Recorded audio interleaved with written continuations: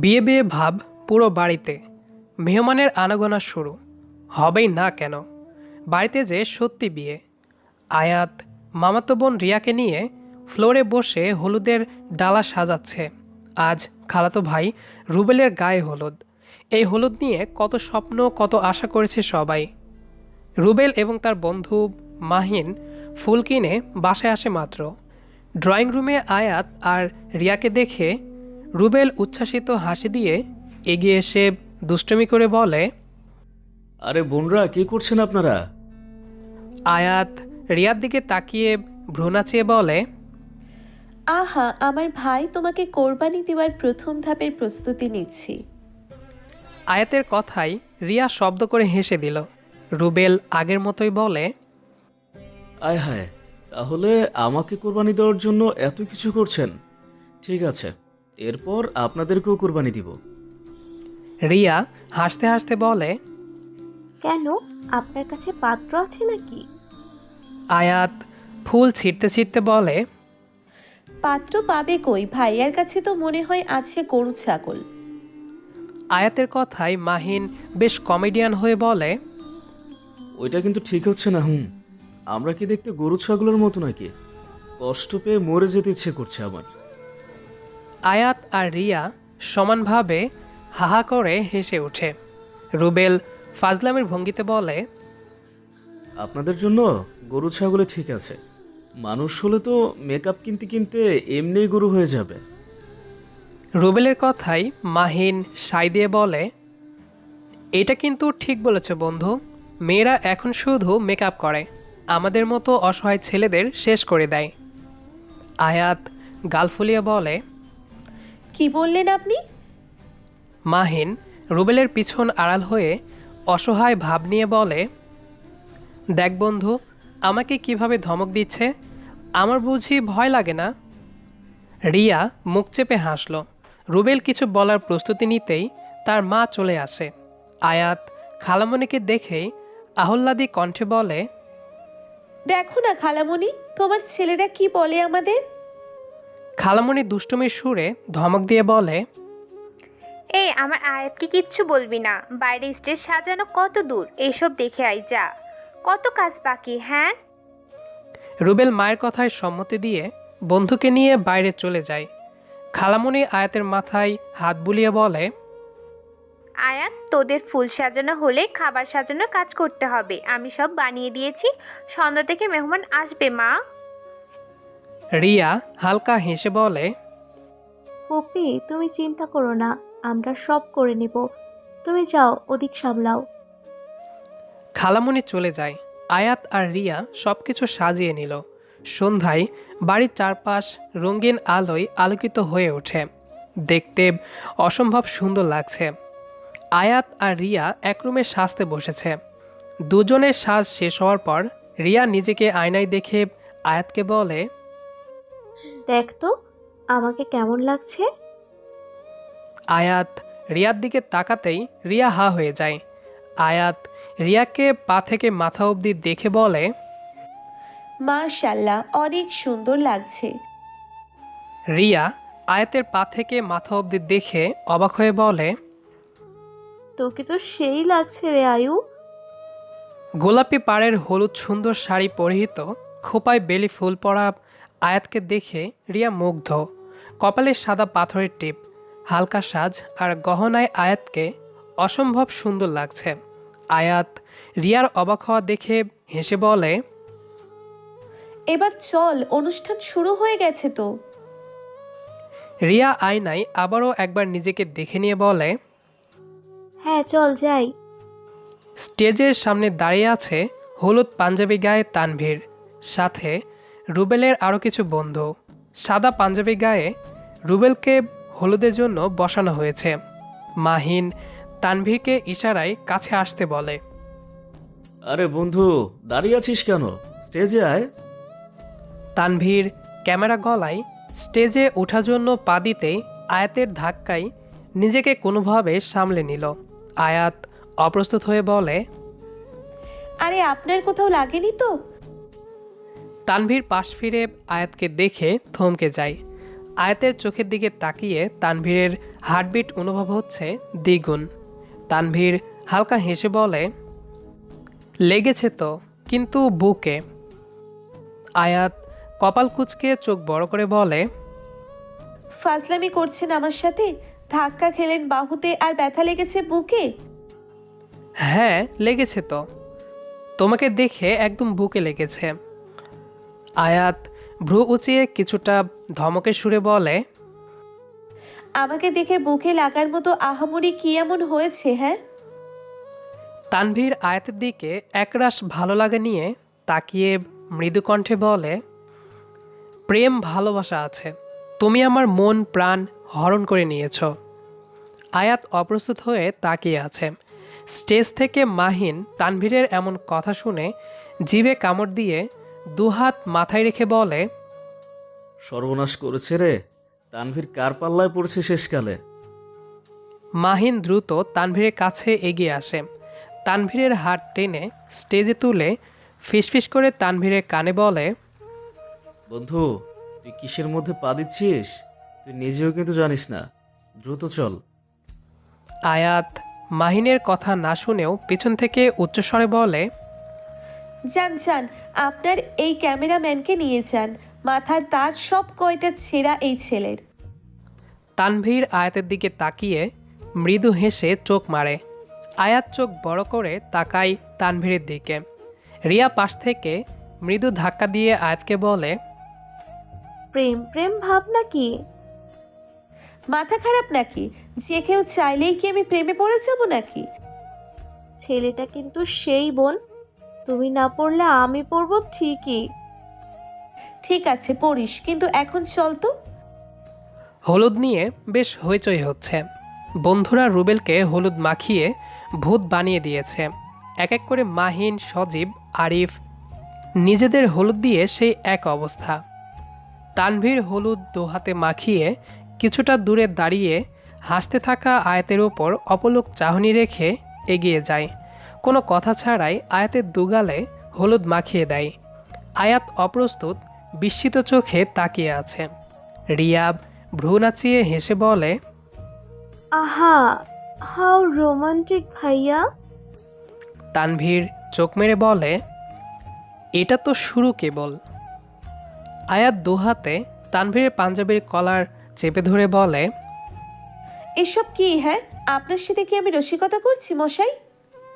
তানভীর আয়াতের ওপর চোখ রেখে আলতো করে হলুদ মাখা হাত আয়াতের কোমরে ছুঁয়ে দেয়। আয়াত স্পর্শ অনুভব করতেই অপ্রস্তুত কেঁপে ওঠে। দ্রুত তানভীরের কলার ছেড়ে শাড়ির আঁচলে কোমর ঢেকে নিল।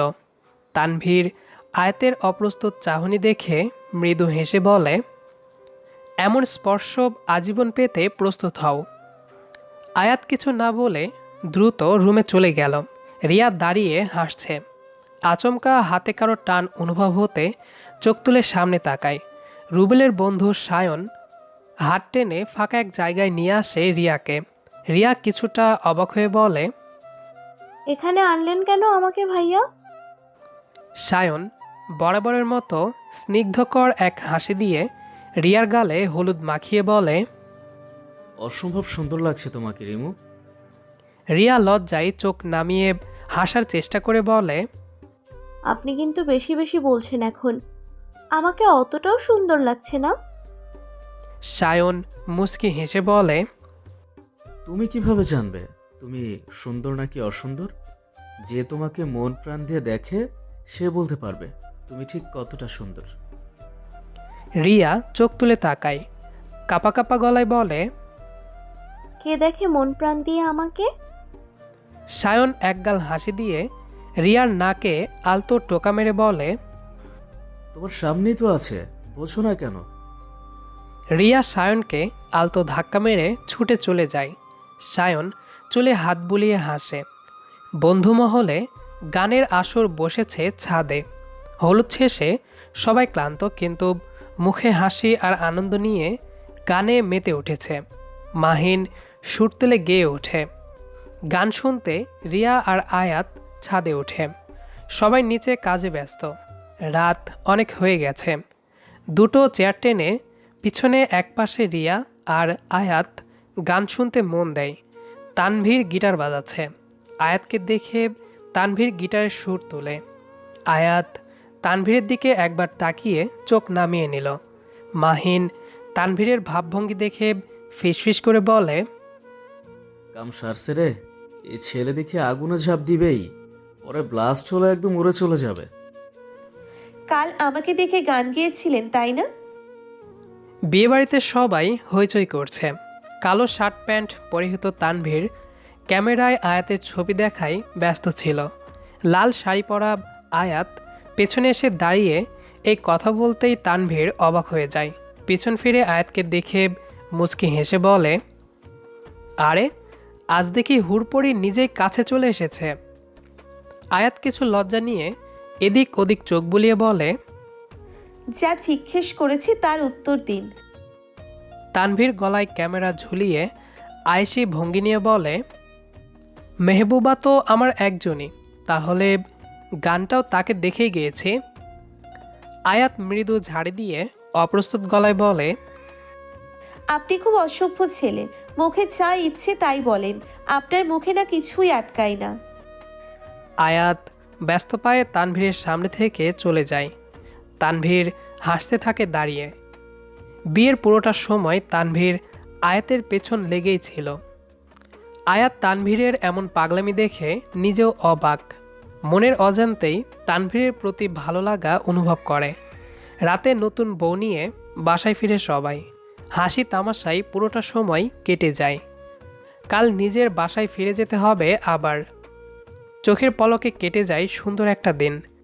বন্ধুরা বাসর সাজিয়ে হাসি ঠাট্টা করছে। আয়াত ব্যাগ প্যাকিং করছে। হুট করে রুমের দরজা লাগানোর শব্দে আয়াত পেছন ফিরে তাকায়। তানভীর দাঁড়িয়ে আছে। আয়াত কিছুটা ভয় পেয়ে যায়। ব্যস্ত হয়ে বলে, এ কি, দরজা লাগালেন কেন?